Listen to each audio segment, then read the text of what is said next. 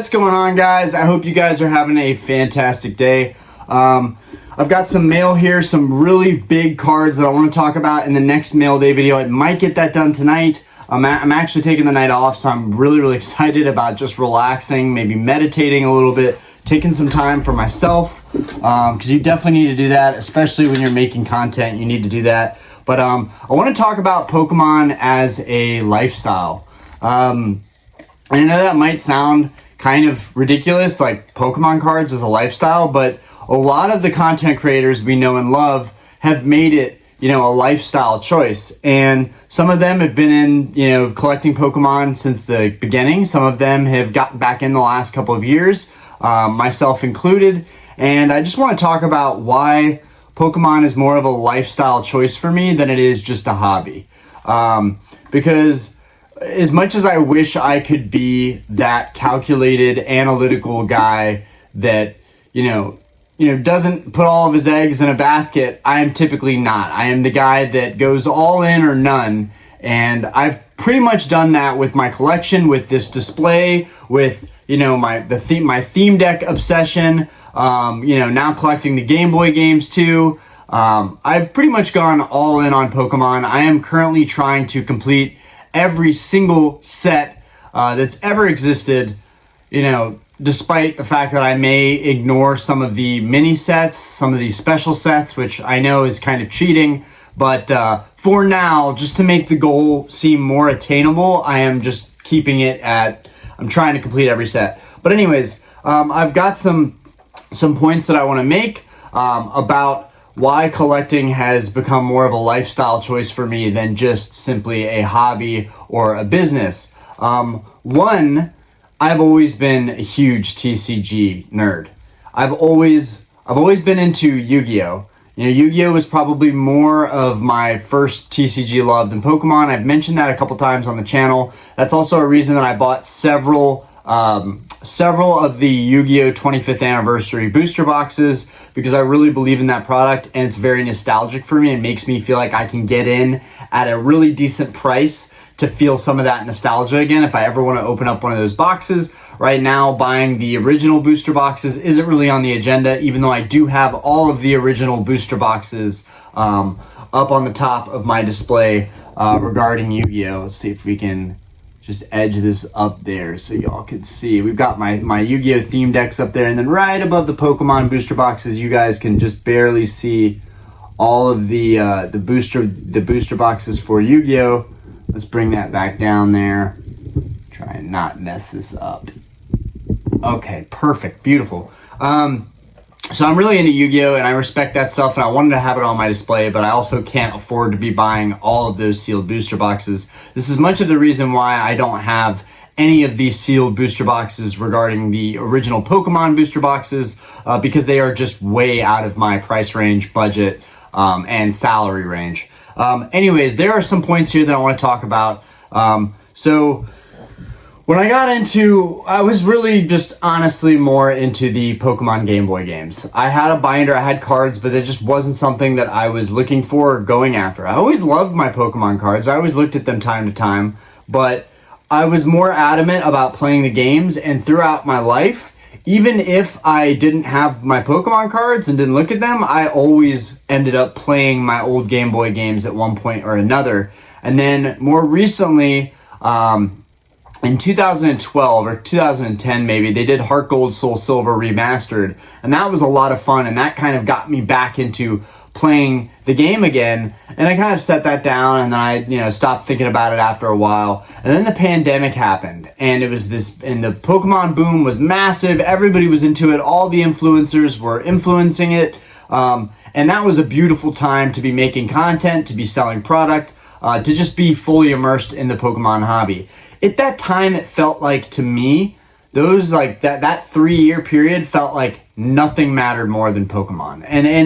And there are definitely more important things than Pokemon cards, but to me, nothing was more important than Pokemon cards, collecting, finding all that stuff that, I either had it as a kid or didn't have as a kid. The Game Boy games feel really good to collect those because I played those as a kid. I remember those. I know that Sapphire was my first, of that generation of games, Sapphire was the first one, and then when Leaf Green and Fire Red came out, Leaf Green was the one that I got. I feel like everybody wanted Ruby, Emerald, and then Fire Red, so that's probably why I wasn't able to get my hands on them as a kid. But I do remember going into GameStop and buying the Pokemon games. Now, I also didn't have any money as a kid, so I wasn't buying them in the box. My parents they didn't know about that stuff. It wasn't something that I even asked them about. My mom just knew that every Friday night when she left, she would leave me with a pack of Yu-Gi-Oh cards. And so Yu-Gi-Oh kind of naturally became the thing that I was drawn towards.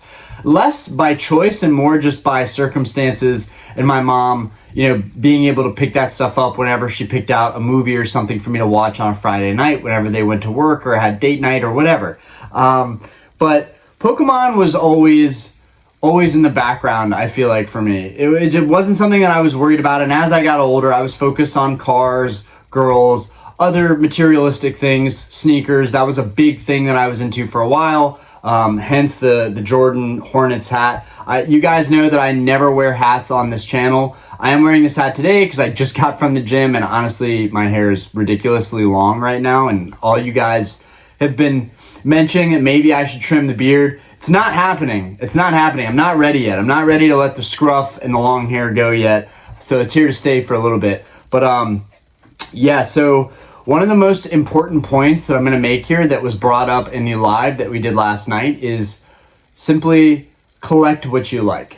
When I first got into the hobby, again, I was just buying all sorts of old WotC hollows that weren't worth much, $3 here, $4 here, $5 there. I was collecting a lot of junk, I guess you could say. But it made me happy, and honestly, I bought a base set Charizard, a base set 2 Charizard for $50. That was huge for me because now, boom, my first, couple months back into the hobby, I had a bunch of the hollows, I had some theme decks because Yu-Gi-Oh theme decks were really like my first theme decks that I bought getting back into TCG. I really wanted to collect the Yu-Gi-Oh stuff that I had as a kid, and then it trickled into Pokemon. I was looking up Yu-Gi-Oh theme decks, and I honestly think that might have been the moment that I started getting really deep into Pokemon, was when I looked up Yu-Gi-Oh theme decks and there was a Pokemon theme deck. And I had never my entire life seen Pokemon theme decks. And the colors were vibrant and the Pokemon were OG and everything just lined up for me to really want to go after it. And so, bam, there started, when I first started buying Yu-Gi-Oh stuff, a couple years ago, then it started trickling into Pokemon. And gradually, I kind of got complacent with my Yu-Gi-Oh stuff. I had my childhood Yu-Gi-Oh cards, so I feel like that had a big reason on why it didn't become like a lifestyle choice. I love Yu-Gi-Oh, and I wish I had enough money to really competitively collect Yu-Gi-Oh and Pokemon. But if I was going to choose one thing, I was going to go with Pokemon because I didn't have that stuff as a kid and I really wanted it. I just mentioned I had my childhood collection of Yu-Gi-Oh, so that gave me closure, if you want to call it. Closure allowed me to close a chapter in my life that I felt wasn't complete. When I found those cards, I felt like, you know what, these aren't that nice, but this is what I was looking for. I was looking for something. And when I went into my parents' attic and searched around my room and never found my Pokemon cards, that drove me crazy. And to this day, I have no idea what happened to them. I don't know if I was in a relationship with a girl and I got embarrassed and just vaguely remember maybe tossing it in the dumpster. I have no idea. It wasn't really that valuable. Similarly to my Yu-Gi-Oh collection, my Pokemon cards wouldn't have been that valuable. It was just a bunch of bulk and maybe some Japanese hollows. I do vividly remember that I had a Shining Gyarados that was English. I do remember that. So that one hurts because today a Shining Gyarados and like a PSA 9 is hundreds of dollars, like maybe $600 or $700, maybe $500, but very expensive cards. And it's just hilarious that now I am looking at cards like that and having to pay these massive premiums.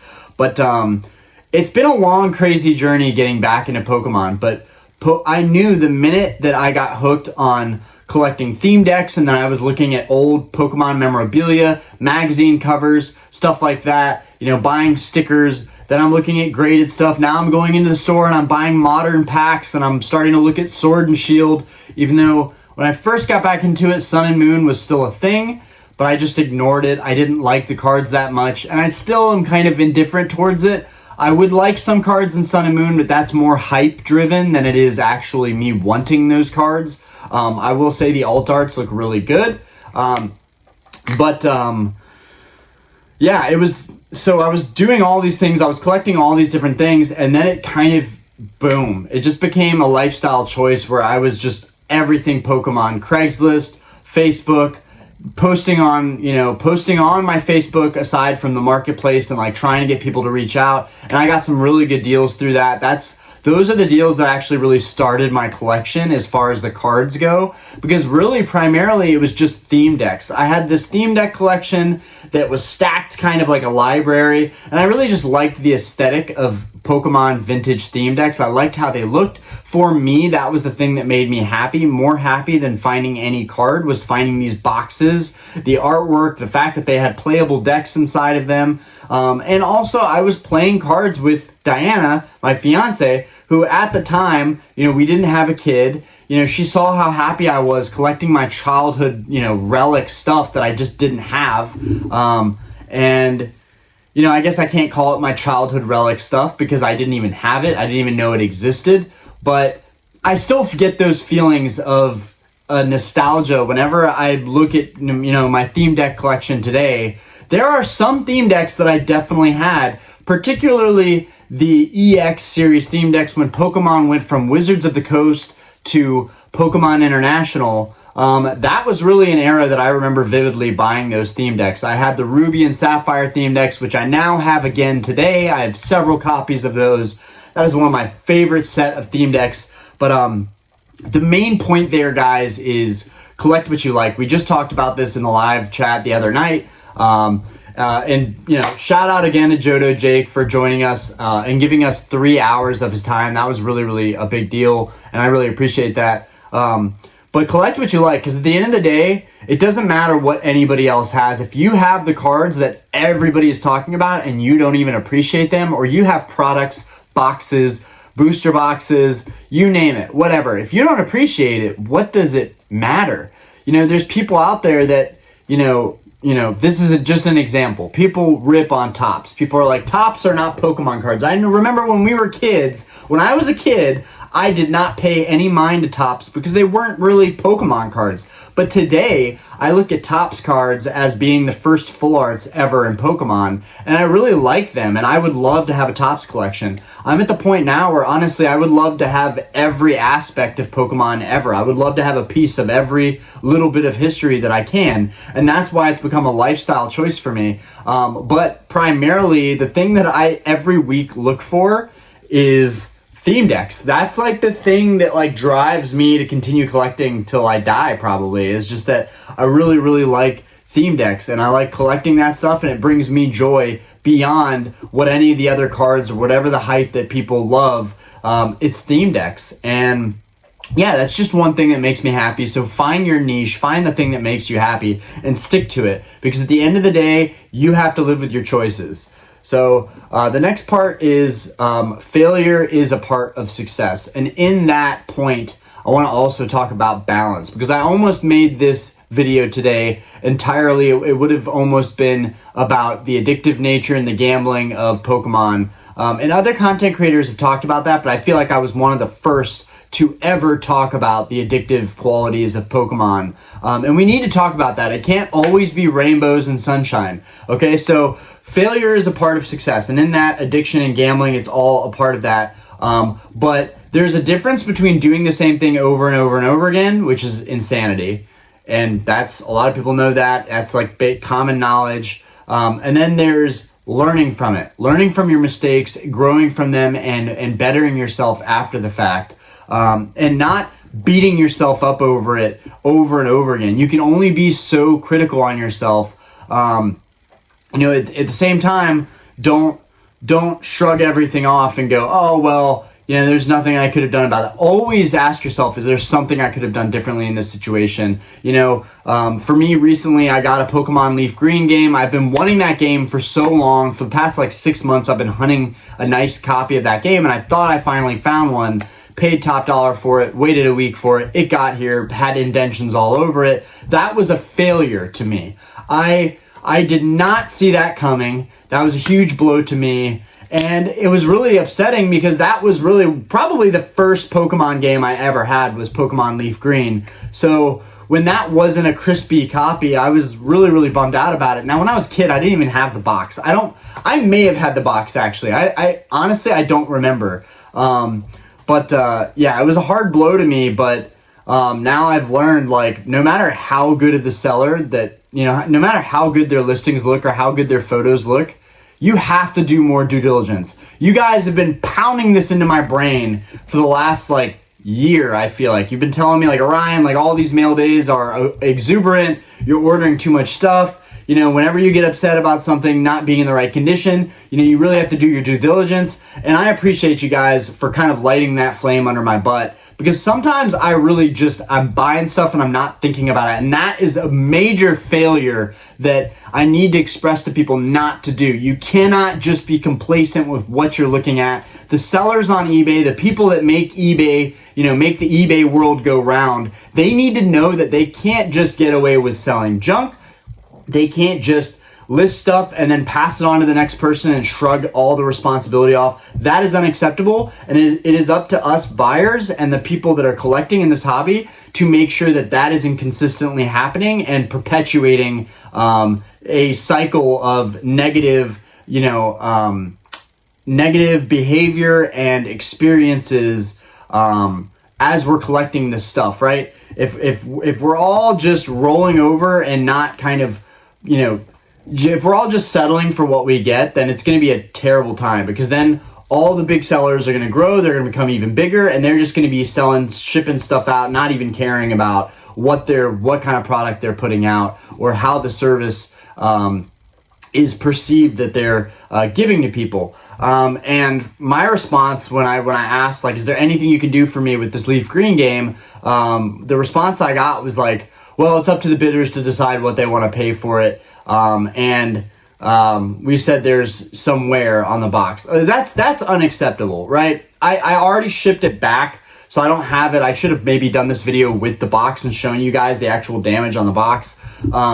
But that's unacceptable in my opinion. You should be transparent, and that's something on my eBay I'm gonna try and do better and better and better about. And if someone's unhappy, I'm gonna try and make it right.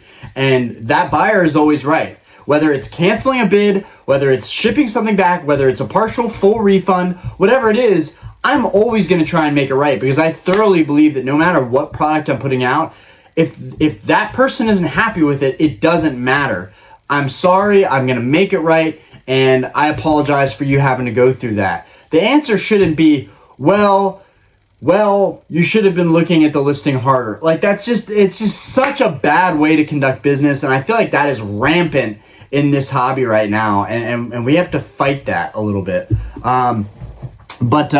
Failure, back to the point before I go off on tangents like I always do, failure is a part of succeeding. And you have to make those mistakes. You have to overpay on cards. You have to buy stuff that is not the condition that you thought it was. You have to realize that the pictures aren't everything. Even on my listings, the pictures aren't everything. A picture can only tell you so much. You might have to ask for additional pictures. You might have to ask, does this have a crease? Does it have a dent? There's responsibility on both sides of the buyer and seller. And I definitely admit that I have been so entrenched into just buying stuff and looking for deals and just chasing down stuff that I have forgotten how to really shop for quality items. Even when you're buying a PSA 9, like a mint Pokemon card, you still have to ask more questions, because you never know what you're gonna get. I got a Rayquaza Exalted, which some of these purchases lately really hurt because they are top dollar purchases and I am still getting let down on them. That's hard, guys. When you're trying to stay in a hobby, but you're getting disappointment on very expensive items that are truly luxury items. These are not needs. These are wants. These are things that are just nice to sit there and just be displayed and be in your collection. You really don't need these things. So you have to be extra careful about buying them.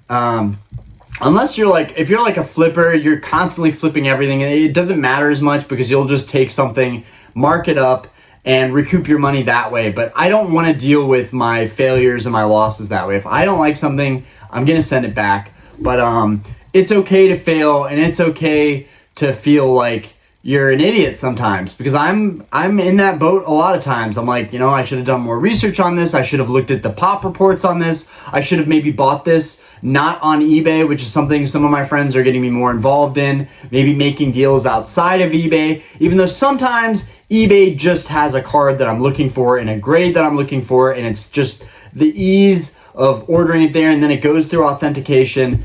Sometimes you're going to pay a premium, and that's something that, Chaos, somebody that we've had on the live stream as well, has mentioned. Don't beat yourself up on overpaying for those cards that you really want, because at the end of the day, the market is going to keep going up, and your purchase is going to be validated at some point or another. Unless the whole market in the hobby crashes, which would be great for a lot of us collectors. We would get to collect the things we love without paying the ridiculous price points. Yeah, just try and learn from your mistakes. Try and not fall for the same type of stuff that you fell for in the past. So yeah, failure is a part of success. And in that, try and find a balance. I almost forgot to say this, but try and find a balance. I know I'm a really bad example, guys. I'm trying to preach the word. I'm trying to tell you guys, don't FOMO. Maybe the set isn't that great. Maybe just don't go crazy with it. Don't spend your money willy-nilly, because honestly, this market could be coming down. Don't, overpay for a card. Look in the sold listings, do your due diligence. And then I do the same exact thing that I'm preaching for you guys not to do. I buy, these cards are a great example right here. I overpaid probably on all of these, mainly just because of the fees and the shipping and the taxes involved. Other than that, I feel like the price point was fine if I would have paid cash, but I didn't. So that's my point, is that, I'm still doing things that I feel like are not the smartest moves, but I love this hobby, and it's a lifestyle choice. So I know I'm living with my decisions, and there's no way around that. But I mean it when I tell people, literally I tell my fiance, I tell my parents, like my close friends, like I mean it when I say I want to be a Pokemon master. That's a very juvenile, naive thing to say. Being a 28-year-old man now with a 2-year-old and, a full-on business to run. Like, why am I doing YouTube videos? Why am I doing eBay? Why am I doing Mercari? Why am I doing this stuff on the side when I already have a whole life kind of that I'm building, that I built before Pokemon? And honestly, it's hard to explain, but I really, it's not just the slogan of gotta catch 'em all, right? That hasn't infected my brain. It's really just, I want everything that this hobby has to offer. I want to be a Pokemon master. I want to have all the grails. I want to have all the sealed stuff. It's needing things and wanting things. That is the core of unhappiness. Really, it is. That's where, that's Buddhist teachings 101 is want is like the crux of unhappiness and disappointment and despair, is constantly wanting something. So I try and also check myself mentally by saying, like, I know that I want all these things. Am I going to be miserable that I don't have these things yet? Absolutely not. I believe that the universe is going to give you everything that you set out for, and everything that you attract and want coming towards you. That is naturally, like, your energy and your vibrations, you are naturally going to pull things towards you. Y'all might be thinking I'm crazy for saying that, but my entire life, there is not a single thing you can tell me that I wouldn't have been able to do. There's not a single thing you could tell me that, like, you're never going to accomplish this. You're never going to accomplish this. You're never going to get to this point in your life. You're never going to have, a certain type of income or a certain type of car or, a watch, like, and these are material things, right? But my whole life, I went to private schools. I witnessed serious generational wealth around me, and I always wanted that stuff, and I was very hard on myself. But I also always believed in myself and believed that those things would come to me. So in that sense, the whole point I'm trying to make here is I want to be a Pokemon master, and I fully believe that those goals will be achieved if I just continue my grind, continue making videos, continue looking around, collecting this stuff. I'm not like desperate to find these cards now, right? And they're very expensive, right? It's only what my wallet and what my budget can afford. So it's like, it doesn't matter how much I want this stuff. If I can't afford it, I can't afford it. And that's the reality. But one day, guys, mark my words, one day I will have all the Grail cards I've wanted. I will have all the sealed booster boxes I've wanted. I will have anything I've ever really set out to accomplish in this hobby. I will have it at some point. You know, I don't know when.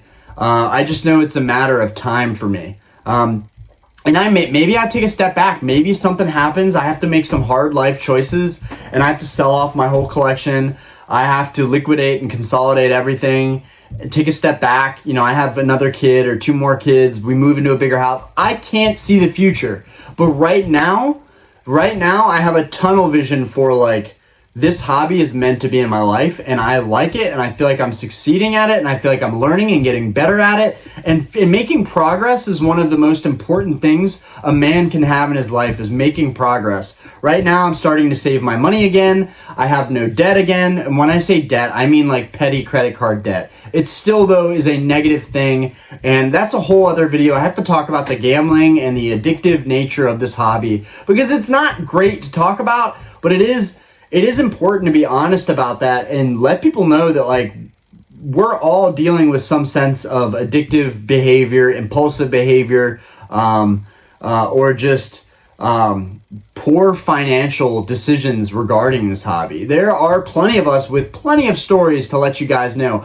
I bet you 50% of the people watching this video right now have bought cards and immediately taken a loss on those cards, or bought products and immediately told themselves, why did I buy this? I didn't need this, and it's just not even worth it. Or, you know, one of the most infamous things is pack ripping, opening product constantly and just being disappointed. I try not to let that get to me as much, but I also don't open as much product. And one thing you'll notice with a lot of seasoned collectors is that that's a part of that failing, and, you know, failure is a part of success thing, is that you have to open products and learn from, you know, it's for science. You have to open this stuff and learn, like, yo, I'm not getting anything out of these packs. Why am I still buying these packs? This is not serving me.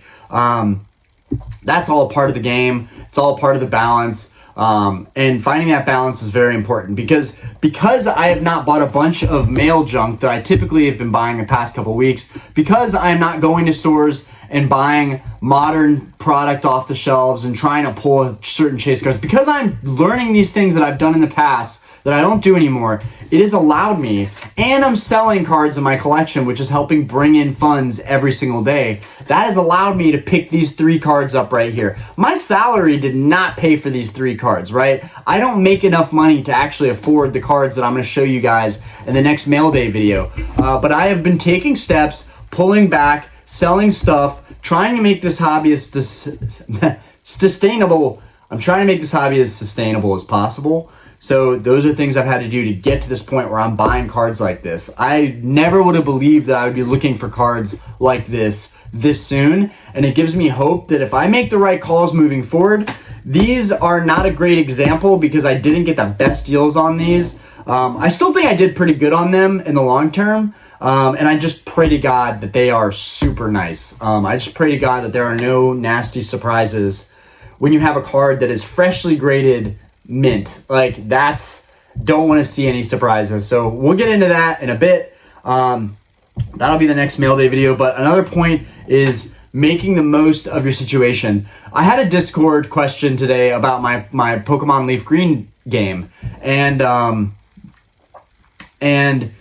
you know, this goes into making it a lifestyle as well, because I'm collecting this stuff and I'm not necessarily looking to flip it or get rid of it anytime soon. So in my head, I'm like, I could just take L's on products and just keep them because I love this stuff. So what does it matter if I have a duplicate? But I also have to be very financially conscientious with that balance, and, you know, learning that I don't have to accept everything that gets sent to me. I don't have to just take it, you know. I can decide, do I want to send this back? Is this worth it? Could I find a better deal? Was this accurately described, or was it kind of, was I misled a little bit on this product? I have to weigh out, like, was the seller, what were their intentions? Did they do the best they could have done here? You know, should I just have a bigger heart and, you know, just say, you know what, I'm sure that people had the best intentions. But that's the problem, is in this hobby, there's just such a toxic nature of sellers online, and you have to more than ever be careful about what you're buying and do your due diligence. But okay, back to the original.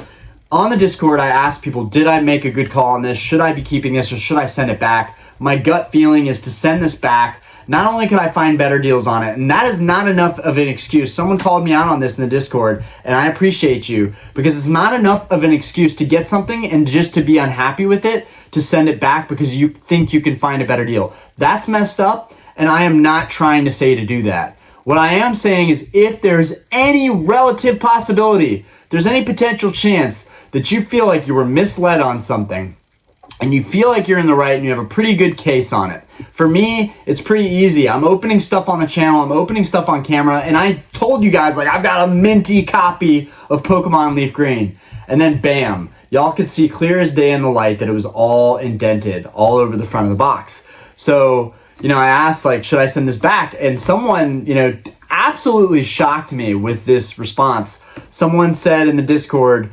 but you still made content out of that box. You know, you can still make the best out of every situation. And that was a really, really good statement. That was a really good message for me to see, because, you know, a lot of times now I'm like, no, I'm spending money effectively. I'm not buying stuff that I don't need. And if I am buying duplicates, it's to compare them, keep the best one that I can, and then sell the other one and learn about what the market is going to pay for that type of product. I'm always trying to learn. I'm always trying to better myself. And that's something that it's not just Pokemon cards. Pokemon has also taught me in life to be like, this is why it's a lifestyle choice for me, that, you know, we're always evolving. I know it's very like, analogous, I guess I could say, or metaphorical. I don't even know if analogous is a word, but it's kind of like an analogy. It's, you know, the evolving of Pokemon is what I feel like I'm going through in general with my life right now. I'm learning through Pokemon how to balance better, how to budget better. You know, I've learned how to be an online seller, which is absolutely invaluable because, you know, one, I'm learning my reputation is on the line. I finally have something that like really holds me accountable to do the right thing and be a better man than, you know, the person before me potentially. And, you know, in some cases, like that Leaf Green game, I knew if I sold that game on my heart, like I have to put that game up and say, this game is damaged in this area. And once I do that, I kind of knew, even if I tried to take an L on this and not push it back towards the seller, I knew that there's no way I was going to recoup my money. And why should I suffer? Why should I suffer when in the first place that wasn't accurately described or pictured? Like even one photo in harsh lighting to show that indenture, like that indention, like if I would have seen that, I promise you guys, I wouldn't have even batted an eye at it. I would have been like, that's on me. I take full responsibility. I rushed into it. But make the most of every situation. I'm sorry, I go off on tangents, but make the most of every situation. And by that, I am very blessed to be able to make content for everybody and myself. I've said it before, but you know, not all my videos are analytical. They're also therapeutic for me. Like I have actually gotten extremely used to talking to a camera, and I feel like I have this massive audience. I can visualize it. It's just not right in front of me. And I try to make the best out of everything. And even when I do get stuff in the mail that's not to my liking, it still makes good content. I'm not a channel, you know, at this point that's like popping off so big that like whatever I get in the mail, it still brings in ad revenue for content. No. Like someone said, like, you probably still make $100 in the ad revenue for content. That's not how that really works. I'll tell you guys right now, full transparency. It's also a lifestyle because now it kind of is a side hustle for me. And so I'm really enjoying that. I'm enjoying that I get to enjoy Pokemon, and then I get to share everything I'm learning or feeling or experiencing with you guys. But I make full transparency. I make about $5 to $7 a video. And that's if the videos like pop off at 1,000 views or more. Guys, I don't regularly have videos like that. Most of my videos, as y'all know, are like 200, 300, 400, 500 views max, which means I'm really getting like $2 or $3 a video max. So I'm lucky that I've gotten as far as I have, but it's not like every video that I do with any product is just easy money. I still have to be very conscientious of how I spend my money and how I'm growing my collection. And am I doing it efficiently in a way that's sustainable, or is it unsustainable, impulsive, and really, really bad for me financially and mentally? Last year was a really, again, full transparency. Last year was a really tough year for me. Some of you guys that I'm really close with now are always kind of on my case, like, Orion, like, we've talked about this, like, don't go off on the deep end, like, buying a bunch of stuff. You know, those mail day videos I had the past couple weeks were insane. I had an overflowing, just stacks of mail. And honestly, I don't want to go through that again. One, it was stressful, you know, keeping track of everything. And I'm still have to keep track of a couple things that didn't get here, which is just a waste of my time. It's hard to make the most out of every situation when sometimes you feel like, despite loving this hobby so much and giving it your all, you're still being punished. Like, you're still drowning in the credit card debt and the impulsive auctions and people, you know, not accepting your offers. So you end up paying full price for something and then you just hate yourself for it. Like, there are so many situations where I just know I could have done better, and I'm very hard on myself.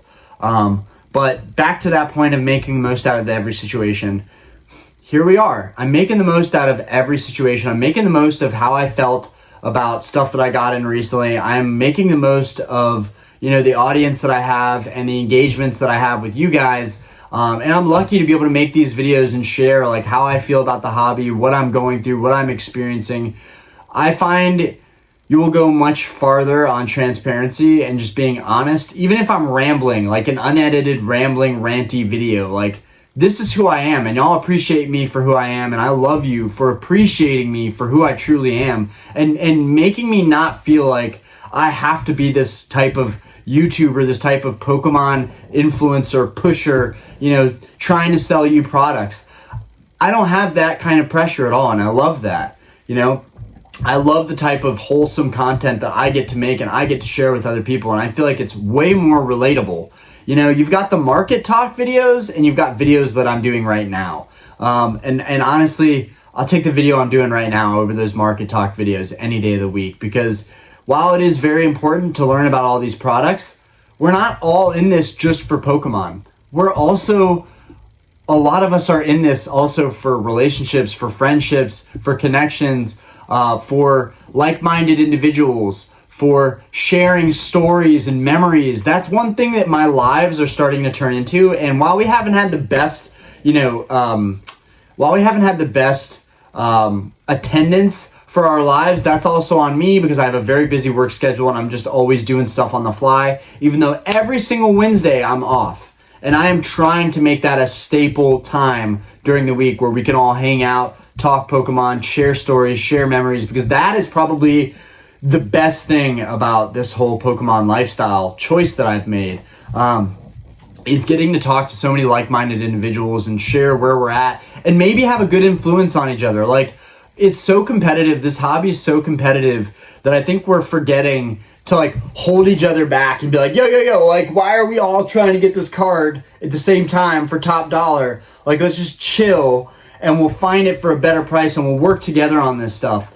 You know, I know very few people that are like that are in groups like that working together. And that's the kind of community I'm trying to build, is a rational community that's, like, really talking about this stuff and saying, hey, you know, the sun and moon, Latios. When that was popping these past couple weeks, it's still popping, but it's coming down a little bit. But everybody was talking about it. Everybody wanted it. I wanted that card. I didn't even care about that card. It wasn't on the map, but I now wanted it because everyone was talking about it. Like, it was nice to have a couple messages between people in the Discord, like, what do you think of this card? Yeah, I kind of want it, but I don't want to pay those prices everybody else is paying. Like, it's good to have those conversations in the community. And that just wouldn't happen if I was a closed door. If I was just like, I have my job, I have my Pokemon cards, they're my investments, they stay in the closet, and that's that. You know, that's not my identity. Like, I like to think that my identity isn't fully Pokemon, but more and more I can't escape the fact that it is. Like, every day I'm texting people about it. I'm messaging people about it in the Discord. The Discord is growing. The YouTube is growing. Like, that definitely has an impact on you, because at first you want to be immersed in the hobby, but you can't justify it. You can't financially make that. Most people, that's an assumption. Most people cannot, normal 9-to-5 jobs, even salary, like the average person is not going to be able to keep up with this hobby. It's a crazy hobby. There's just too much to go after, and it's tough. But, once you build it into your lifestyle and you have the following from that and you have the culture and the community, it becomes a lot easier to justify it, right? Like, now that I have 2,100 subscribers, I can honestly, without a doubt, open up a box on this channel and it won't feel like just a total loss and a waste of time. I get to experience opening packs up, enjoying it with 2,000 plus people, potentially, whoever comes to the live events or whatever. But I can also make videos doing that, and I know that it's appreciated and that I get to share it with the world. There is nothing quite like getting to share your experiences opening products or buying products with an audience. There's quite nothing like that. And I think that is the main reason why Pokemon has become such a major lifestyle choice for me. And, I want to do a podcast badly. I want to just have a podcast where I can just talk about stuff, day-to-day stuff, talk about the news, talk about, men's health, stuff like that. Like, I have aspirations of doing stuff like that. And I think that because of Pokemon and because of this lifestyle and because of learning how to do YouTube videos and, loving it and really staying consistent with it, which I can't promise when my wife and kid get back. I can't promise that I'm always going to be consistent with this, with making videos, but I will try my best. But just, it's given me so much more than I can even describe. There's so much about this lifestyle that I am thankful for. And no matter how much money I spend, I feel like you get what you give, right?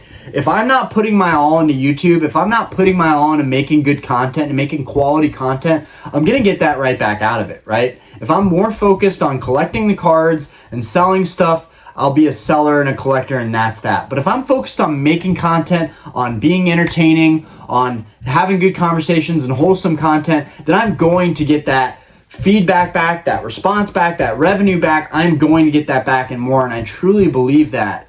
And for the first time ever, I feel like my collection is at a point now where there are so few things that I badly really am looking for.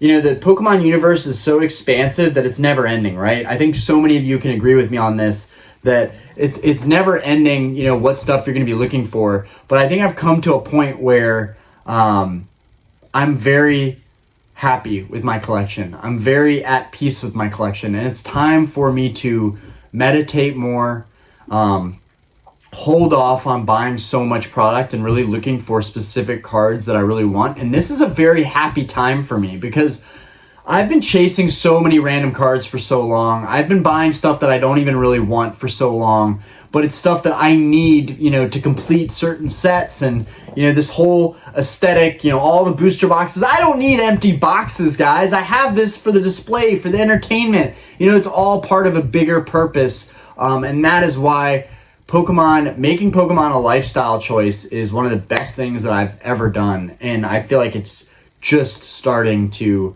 I'm on the cusp of something really big here. I really feel that way. I'm sorry, I'm going off on tangents. I think that's part of the reason why you guys love my channel. But my last point here is don't give up. Whatever you do, don't give up. The minute that you give up, I feel like you're really stabbing yourself in the back. So there are many times where I felt like if I lost a certain card that I was looking for, like badly looking for, and I lost an auction or didn't get accepted on offer and it sold to somebody else, those are the times that I've been closest to just quitting, because I get so wrapped up in, finding a card for a certain price and paying a certain amount of money and feeling like, it's never ending. I'm never going to get that card. I'm never going to complete, you know, my goals. But that's just not accurate. You're always going to find a better deal out there. There's always going to be another card. And as long as you stick with it, you're going to probably be successful in, you know, whether it's collection goals, whether it's building a YouTube, whether it's selling cards online because you want to be a reseller and that's, you know, you want to learn about the market. You know, I'm trying to do all these things because they all can contribute. All of the aspects of this lifestyle can contribute to a bigger cause. But just don't give up. I've got a plaque on the wall in front of me, which finally have a really nice display in front of me of like some of my favorite full art cards from XY and black and white. Shout out to the homie for getting me on those full art cards before they explode. But I have a plaque that's on the back of my wall. Well, one, I have a Lamborghini Countach that's on the wall that I look at every day and remind myself that I am going after other goals too. I have really big aspirations, you know, aside from the channel, aside from Pokemon cards. But Pokemon cards are pretty high up there if you guys haven't noticed with me. But there's a plaque that I have that says never give up. I have this gold kind of, it's a European car license plate. If you guys are in, you know, overseas, international in the UK, you guys know exactly what I'm talking about. It's a European spec license plate, plaque, I called it, but it says never give up. It's a gold plate that says never give up. And I look at that every single time that I'm about to make a video, you guys. Like, I know that I don't put out the best content. I know that I don't have the best editing. I know that I don't have all the skills or, you know, analytical spreadsheets that really speak volumes, you know, that other content creators make. But I have something in myself. You know, I believe in myself and I have heart and I love this hobby and I'm passionate and I'm sorry to ramble. I'm super ADD, but I have this license plate back there that says never give up, and I look at that every single day and it really just like, I'm just like, you got this, bro. Like, just stick with what you're doing and believe in yourself. And my mom and dad joke a lot of times about, like, you know, how are your YouTube videos going? Like, did you sell some more cards today? Like, did you spend a lot of money on something that you shouldn't have today? You know, they're always jabbing me with stuff like that. But when my mom gave me that license plate that says never give up on it, that seriously was like a defining moment for me. And I think around that time, I was just about to pass 1,000 subscribers. And so I was really excited to finally be monetized on the channel. And I think that was like 7 months ago, maybe. But now we're over double that. And we just got another 100 subs in like literally one day. So it's slowing down a little bit. YouTube is very, it will punish you. If you stop making content, it will punish you. But I just knew that today I didn't want to make content that was just pumping out of content. I wanted to make content where I got to talk about what I wanted to talk about and what I felt would maybe be relatable and people could appreciate, kind of getting to know me, getting to know this side of me. Anyways, guys, that's my final point. Never give up. Never give up on the hobby. Never give up on yourself. Whatever you're doing in life, persevere, because it's the people that keep going. It's the people that persevere. It's the people that don't give up that succeed, right? It doesn't matter how good someone else's content or how good their collection is or how, you know, how big of a seller they are online. If you are working hard and you are outworking them every day, if you are putting in the time every single day, you will out succeed whoever it is that you're aspiring to be like or looking up to. And not to be competitive, but just don't give up, guys. Anyways, that's the end of my video. It went for way too long. I didn't expect it to go for 50 minutes. I'm sorry, guys. I'm sorry. But I hope you guys enjoyed the content. Anyways, peace out, everybody. Have a fantastic day. Make sure to not go crazy on your eBay auctions. Don't be too hard on yourself. We all make mistakes. We all make failures. It's all a part of succeeding in the bigger grand scheme of life. Don't be too hard on yourself. Love yourself. Take care of yourself. Anyways, guys, peace out and have a good day. And I will let you guys know shortly if I have time, if this uploads in time, we will do a mail day video tonight, since I'm actually taking off tonight, I'll be able to get that out tonight. I really want to get that done because I really want to open up these cards.